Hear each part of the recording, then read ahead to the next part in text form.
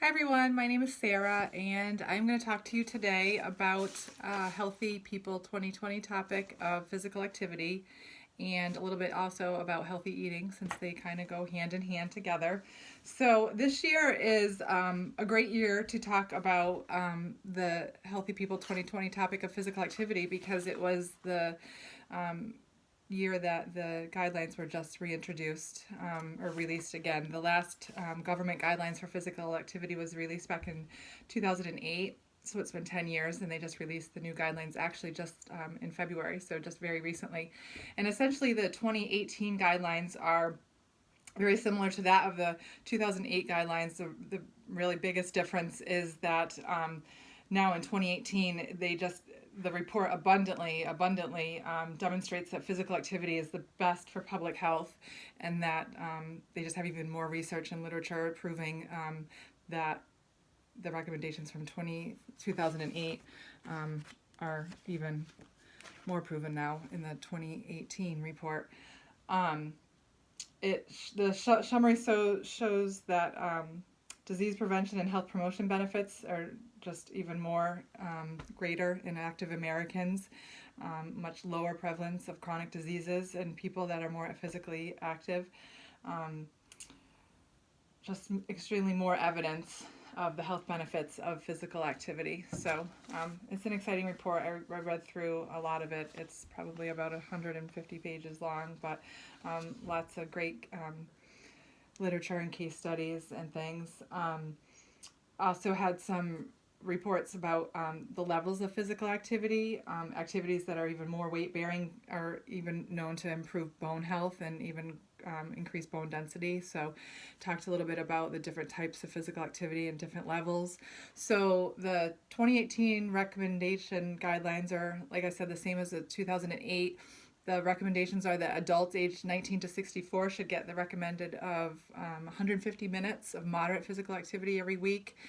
So that equates to 2 hours and 30 minutes. So it suggests, moderate meaning like jogging, brisk walking, skiing, biking, hiking, swimming. So, all kinds of moderate activities that you would normally think of. And actually, for children, I was surprised it's even greater. The recommendation for children for strength and endurance exercises is 60 minutes a day. So I was kind of surprised to see that was even greater than that in adults. But, for kids, it's easier too because it's just playtime. And, you figure they get probably that even in school almost every day with recess time. So, like I said, being physically active is one of the most important steps you can take to keep yourself healthy. Told you about the government guidelines. It's just really important to do any kind of physical activity, even if you can't do brisk and moderate activity. The key points really from the recommendations was just to avoid inactivity, which just to avoid sedentary lifestyles as much as possible. If you can't get out and jog every day for 60 minutes, then maybe do some yoga stretches in front of your television, or just anything to just avoid being inactive. So, along with the addition of physical activity into your daily routine, you should also focus on healthy eating. Good nutrition, along with physical activity, will help you reach and maintain a healthy weight, which will reduce your risk for developing chronic diseases like high blood pressure, diabetes, heart disease. Nothing really new, but definitely some great things to hear, because sometimes the more and more you hear it, it might be the 100th time you hear it, and that might be the time that it finally sinks in and you finally realize, wow, I really need to do something about this, and I actually can do something about this, instead of just hearing about it on and on.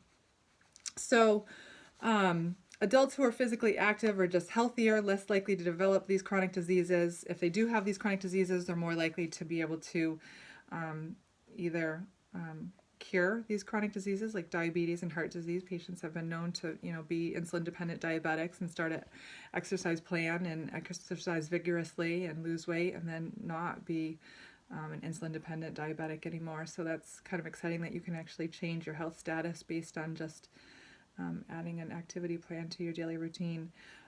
These recommendations and studies that have been done are all regardless of gender and ethnicity. So obviously some ethnicities and races are more predisposed to some chronic conditions than others, but everyone, regardless of race and ethnicity, has the ability to help to prevent or cure some of these diseases.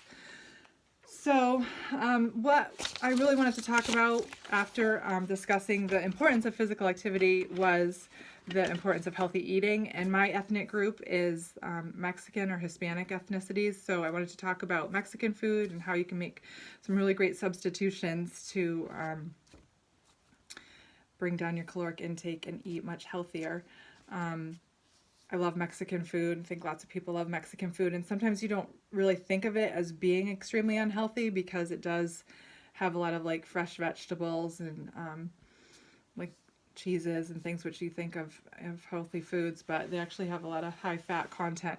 So an interesting thing that I found in my research on how to make healthy substitutions for Mexican dishes was if you're eating like tacos or enchiladas or chimichangas or anything with a tortilla, to always look for a whole grain or a non-flour tortilla, because the flour tortillas obviously are just really empty calories. They have the highest carbohydrates and sugar intake, and then that just, converts to glucose in the blood system, and as it metabolizes faster, and then you're left hungrier quicker, so you're apt to just eat more. So if you eat the whole grains, you stay fuller longer. So I was looking for different options. This I found exactly what I was speaking about was the flour, and I didn't even realize this. The soft tortillas here, they're made with flour, just really empty calories and not that nutritious. So when I was looking for healthier options, this is pita bread, but wraps come exactly the same way. This is just what I happen to find. So you want something like flax, oat bran, whole wheat. That's the biggest thing. You want the whole wheat. Even better, these wraps right here are made with all veggie based. So these happen to be spinach. But, I think I know my kids can't even tell the difference. If I gave them a flour tortilla or a whole grain tortilla, they don't really care about the tortilla. They care about what they put in it. So definitely this is a much healthier option to go with one that's not made with flour. So that's a great way to substitute. And also a big thing is to try to avoid the fried foods. Nachos, my kids love nachos, but they're really, the chips, you can just eat and eat and eat and not even realize how much you're consuming. So you really want to be aware of portions. I found an interesting little slogan, watch for portion distortion, and it just is really catchy, and I've been saying that to my kids and they repeated it, and I think it really actually sunk into their head, realizing to just be aware of the quantity of food that you're eating, because something like chips and salsa or chips and nachos, you pack them in and you don't even realize how many you're eating, and that's where you get a lot of calories. So really healthy options would be to try to make a taco salad instead of even a taco, because again, the corn or the flour tortilla is just really a lot of carbohydrates. Healthier side dishes, you want to watch the sauces. A good substitution is like guacamole or salsa, fresh tomato salsa, as opposed to the sour cream and a lot of the cheese sauces. Cheese sauces are just really high in fat. Salt is a big one too that they contain.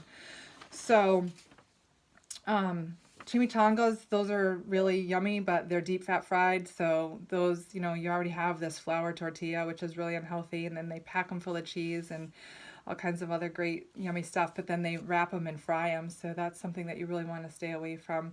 I always try to choose grilled, steamed, baked over fried. That's one of the big keys, is the fried foods just kind of just hold in all the calories, and they absorb even more calories, obviously, by the oils that they're fried in. So you definitely want to try to stay away from anything fried.